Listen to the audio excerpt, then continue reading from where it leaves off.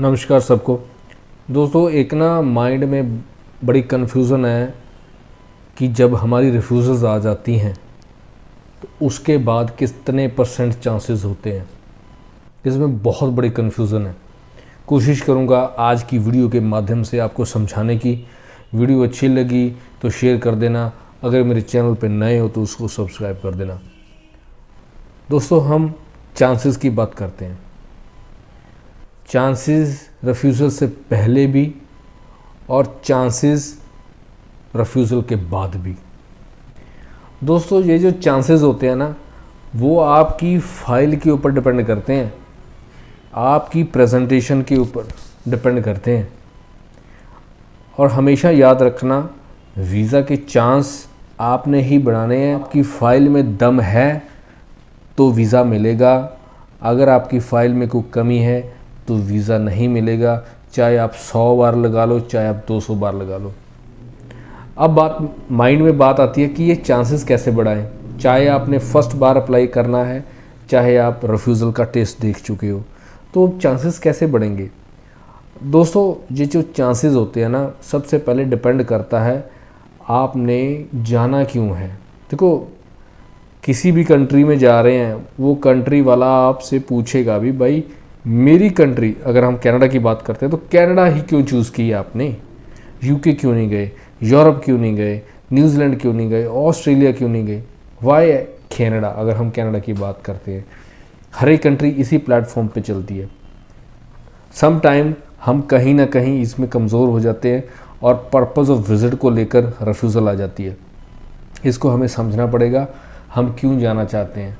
जैसे for example, हम शिमला जा रहे हैं, क्यों जा रहे हैं, घूमने जा रहे हैं, तो वही कंसेप्ट हम कनाडा के लिए अप्लाई करें, लेकिन कहीं ना कहीं उसमें हम प्रॉब्लम फेस करते हैं और रिफ्यूज़ल का जो है हमें सामना करना पड़ता है। कोशिश करें पर्पज़ ऑफ विज़िट को लेकर, पर्पज़ ऑफ विज़िट को सही ढंग से प्रेजेंट करें। चाहे आप होटल बुकिंग पे जा रहे हैं, चाहे आप जो है स्पॉन्सरशिप के ऊपर या इन्विटेशन लेटर के ऊपर जा रहे हैं, आपको क्लियर करना पड़ेगा। चांसेस हम बढ़ा सकते हैं अपने फाइनेंशियल से। सम टाइम फाइनेंशियल बहुत कमज़ोर होता है और रिफ्यूज़ल आ जाती है 179B को लेकर, आपके जी फाइनेंशियल सिचुएशन ठीक नहीं है। उसमें क्या प्रॉब्लम आती है, सिंपल, अगर जॉब करते हो, बिज़नेस करते हो या एग्रीकल्चर या कमीशन एजेंट। अगर जॉब करते हो तो कहीं ना कहीं आपकी सैलरी आती होगी किसी बैंक अकाउंट में, तो उसमें कोई प्रॉब्लम होती है, क्योंकि मैक्सिमम जो बैंक स्टेटमेंट है वो मैनेज नहीं होती। और अगर बैंक स्टेटमेंट मैनेज नहीं है दोस्तों, तो फिर इनकम टैक्स रिटर्न भी मैनेज नहीं होती। तो दोनों का कहीं ना कहीं जो कोऑर्डिनेशन है या तालमेल है वो नहीं होता, जिसकी वजह से वीज़ा ऑफिसर को लगता है आपकी फाइनेंशियल सिचुएशन ठीक नहीं है, तो रिफ्यूज़ल आ जाती है। तो चांसेस कैसे बढ़ाएंगे, इनके ऊपर काम करके। जो भी आप कमा रहे हो, सैलरी आ रही है, ये बिज़नेस के रूप में इनकम आ रही है, या एग्रीकल्चर आपके अकाउंट में आए, खर्चे निकाल के जो बचता है उसको बैंक बैलेंस बोला जाएगा, और वही चीज़ आपकी ITR से मैच हो, तब आपकी चांसेस बढ़ेंगे।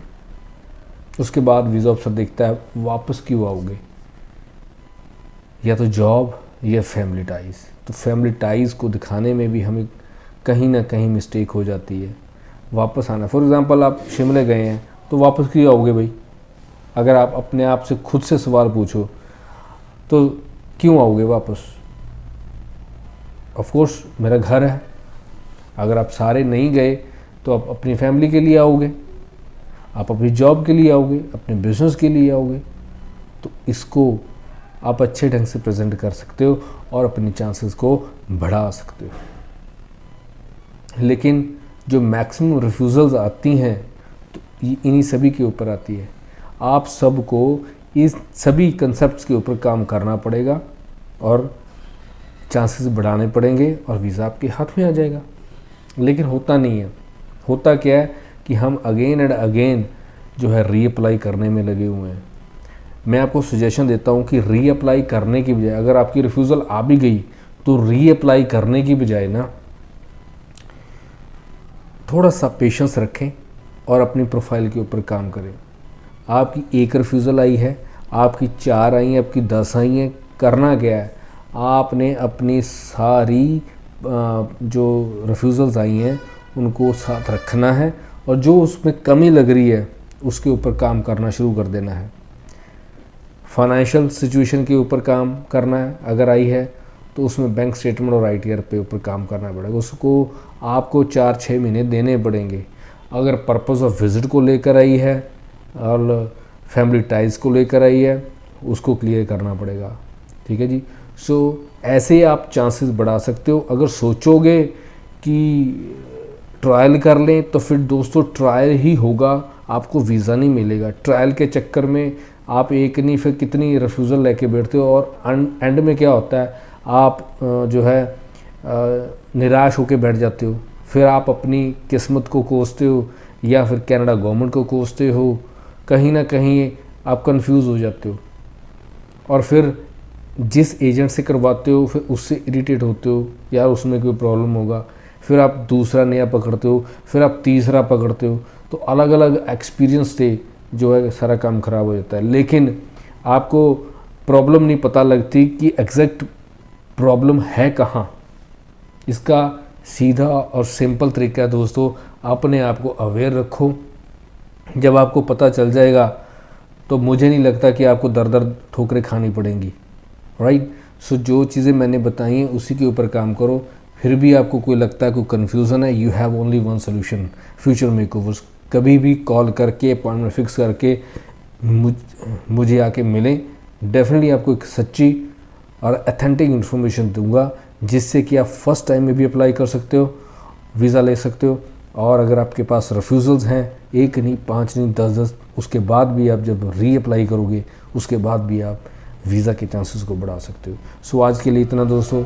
उम्मीद करता हूँ आज की अपडेट अच्छी लगी है। अच्छी लगी तो शेयर कर देना और नेक्स्ट अपडेट तक इंतज़ार करें। Till then, thank you.